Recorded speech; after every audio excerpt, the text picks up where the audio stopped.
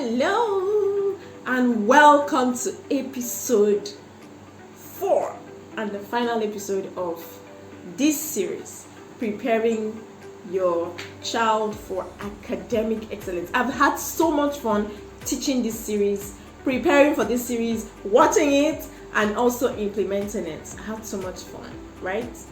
I'll just go right in, dive right in. This series, we're going to look at language of a champion. Have you heard this song? I was born to be the best, number one and nothing less. Lead me to my destiny, for I have waited patiently.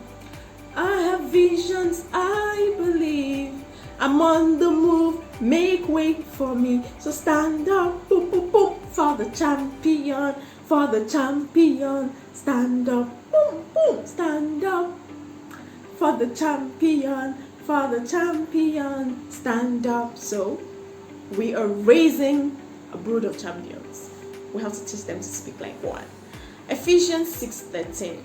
It says, therefore take up the whole armor of God, that you may be able to withstand in the evil day, and having done all, stand.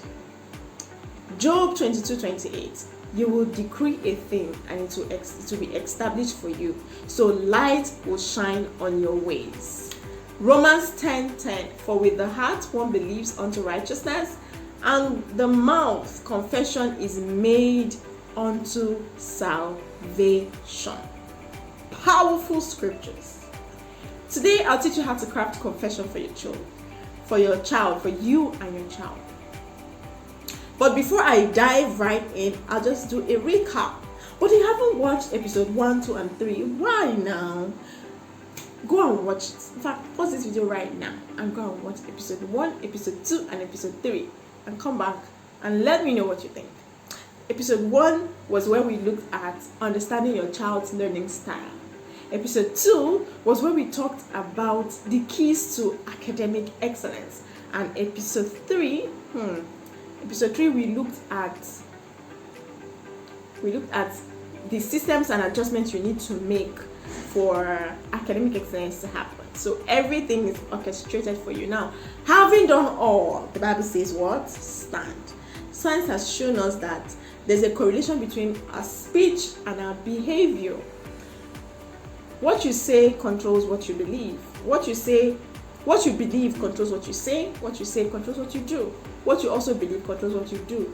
So if you say, I'm a champion, I have the mind of Christ. Whatever I'm able to conceive, I can achieve.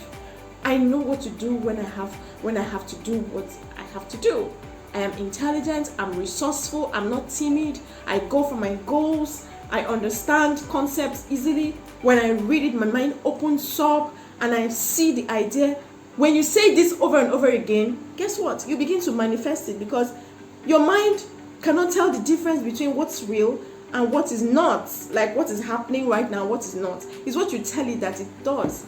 But if you keep saying, oh my gosh, I don't remember easily, I forget, I'm going to probably forget this now. Guess what? You will forget it. So science has shown us that there's a correlation between what you say and what you do. When you say a thing over and over again, it registers in your mind. And that's why I created that academic excellence confession. And I hope you've been confessing this, right? Apart from that, you can create your own confessions. So this is just a way to show you how to create your confession and teach your child to speak the language of a champion. Before I start teaching what I had written down, I want you to know that your environment is important. But it's not as important as, it's important, it's very important, don't get me wrong. But what's more important is what you put into your child, what you inculcate into your child. Because at some point in their lives, you may not be able to control where they go, but who they become, you can control that. I mean, you in partnership with God. Do you see this? You can control that. So the things that you say to them, how you ginger them to action, how you get them to do what they have to do, how you get them on, how you inspire them, or the lack of it, will tell by the time they grow and they get out of your life, so to speak, your space. You're no longer in charge. They are. But how so? How so? How are they able to carry themselves? Sometimes, most of the times, is a product of what you've told them, the things you've put into them. So it's important that you are their very first cheerleader. It's important that you are the first person who tells them and shows them that they can do it. Not telling them based on just fluffy, like you see a child that needs to have work done in mathematics and you tell her that she can do it. It might not be realistic, right? You can tell her that you have what it takes to be better in your mathematics. Because if you put your mind to something, I know you usually achieve it and accomplish it. So go, girl. How do I help you? How can we get this done? What do you need? How can you use what you have? The available resources that you have. How can you make use of these resources to edge you closer to success? What do you need? What are the things you need? And it has to be a lifestyle. You're not the child, you're not the kind of parent that will be the first person to say, look at you. Your mates are the ones that are scoring first. They don't have two heads. Eh? Just look at the results you brought home. Just look at how red is everywhere on your book. 2/10. Eh? And you have the infantry to go and watch TV. Who paid the DSTV that they are watching? Which rule? Where there is no law, there is no sin. So what law have you put in place? What adjustments have you made? Yes, how are you leading these things? Or don't you know it's part of it? So you have a huge role to play in the academic excellence of your child. What you put into them is what will come out. And by the way, the environment is what you make it. Your environment is what you make it. It's not what other people make it, because that's now being reactive. If you get into an environment where people don't read, your own environment is what you make it. If you make it a habit, you study, and you're not just studying alone. Let's say you enter into your first man year in school, your parents are not there, but you've taught your child that your environment is what you make it. And then when everybody is feeling that it's a due thing to read, you even encourage them. You say, let's have a discussion class. That is how you're going to change your environment. So how do you speak the language of a champion? Number one, decide what you want. It begins from decision. It begins from a decision. What do you want? What do I want? What do I really want? And don't just say it out there in the thin air. What do you want for your academics? What do you want for your health? It's easy to say, stop eating too much, you're getting too fat. Or eat so that you don't get sick. No, it's easy to say that. But you can also say, so what do you want? How do you want this food to nourish you? How do you want to look? What do you want to look like? If you exercise, it will help you. If you eat, this is what you will do to make this thing be accomplished. What do you want? What do you want? And then, when you have answered those scriptures, number 2, find scriptures that support what you want. In finding scriptures, you will see how important it is that your child actually has a vision for himself. And it is powered by what you yourself have poured into that child. So it still circles back to you. Find scriptures that support what you want. Number 3, confess them. Confess them. If it's possible, have them printed, and you can put it in your school bag, the printed version, or paste it in the study or wherever it is they do their homework. or in their rooms their confession, or let them memorize it. By the time they say it often and often, they'll memorize it. It doesn't have to be long. It can be 5 lines of anything, confessing what they want. I decree that I am the head and not the tail. When I open my books are open unto me. I study, I understand, because I have the mind of God. I have more understanding than my teachers, because my testimonies, their testimonies are my meditations, however the Bible puts it. Confess it. Confess. Making confession a habit also helps to what we call subconscious condition. Helps to condition your mind, helps to rewire your mind. By the time you say it over and over again, you believe it and you find out that you are behaving it. And then finally go ahead and do what you have to do, knowing that you're on a winning side. This is powerful. It's powerful because, like my pastor, Reverend Sam Adeyemi, would say, you are laboring from the finished work of Christ. You are laboring from the point of the finished work of Christ.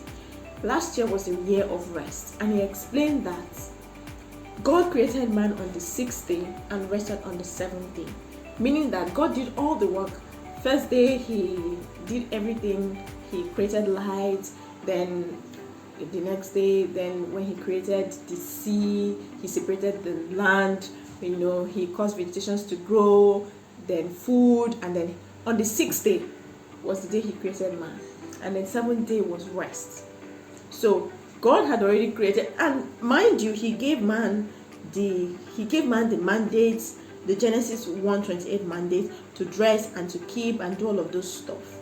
But on the 7th day, which was man's first full day, was the day of rest. So he rested, knowing fully well that everything that they needed had been made available. All he had to do was to just go and do the work he had to do, to dress and to keep. He was not going to be planted, okay? To dress and to keep. So what I'm saying is, having an understanding of the provision about your academic excellence, or even excelling all round, what God has said about your life, now becomes a platform from when they will dive right into studying their books, knowing that when they study, they will understand, because the Bible says so, because they have the mind of Christ. They can understand. They have the capacity to unravel difficult problems and to solve them. My mind has the capacity to unravel difficult problems and to solve them. My mind has the capacity to unravel difficult problems and to solve them. So they bring a mathematics problem to you. Before you even start, you say after me, I have the mind of Christ. When I read my books, when I open my book, it opens up to me. I understand, and I have the capacity to unravel difficult problems and solve them. I am intelligent, and above all, I am redeemed by the blood of Christ. My dear, try it. Let them say this and go right into solving. They will get it. Yes, I'm saying this from experience. They will get it. So, have a rule in your house that no negative. So have a rule in your house that negative confessions are not condoned, are not accepted. Create a language culture of what you want to see, a positivity language culture. Instead of saying, I don't know it, say, I am trying to understand it. I'm trying to understand it. Rather than saying, I failed it, say, I didn't quite get something right. I want to figure it out so that I'll get it right the next time. This is the language of a champion. You are not conceding to failure. You have failed, but you're not conceding to failure. You see that there is a capacity for you to grow and become better, and that is the language of a champion. Thank you so much for sticking with me through this episode, through this series, and I hope you've thoroughly enjoyed it. And beyond enjoying it, I hope it has impacted your life. Don't forget to share, like, comment, and follow. Subscribe to this channel and support us. You can support us by different means, different channels, because some of the things that we do need resources to fund it. You can send an email to mamaboysdiary@gmail.com so that you can get the information you need to support us financially and with your skills and platforms. Thank you so much, and have an amazing month of October. See you in October. Bye for now. Rather than saying I failed it, say I didn't quite get something right. I want to figure it out so that I'll get it right the next time. This is the language of a champion. You are not conceding to failure. You have failed, but you're not conceding to failure. You see that there is a capacity for you to grow and become better, and that is the language of a champion. Thank you so much for sticking with me through this episode, through this series, and I hope you've thoroughly enjoyed it. And beyond enjoying it, I hope it has impacted your life. Don't forget to share, like, comment, and follow. Subscribe to this channel and support us. You can support us by different means, different channels, because some of the things that we do need resources to fund it. You can send an email to mamaboysdiary@gmail.com so that you can get the information you need to support us financially and with your skills and platforms. Thank you so much, and have an amazing month of October. See you in October. Bye for now.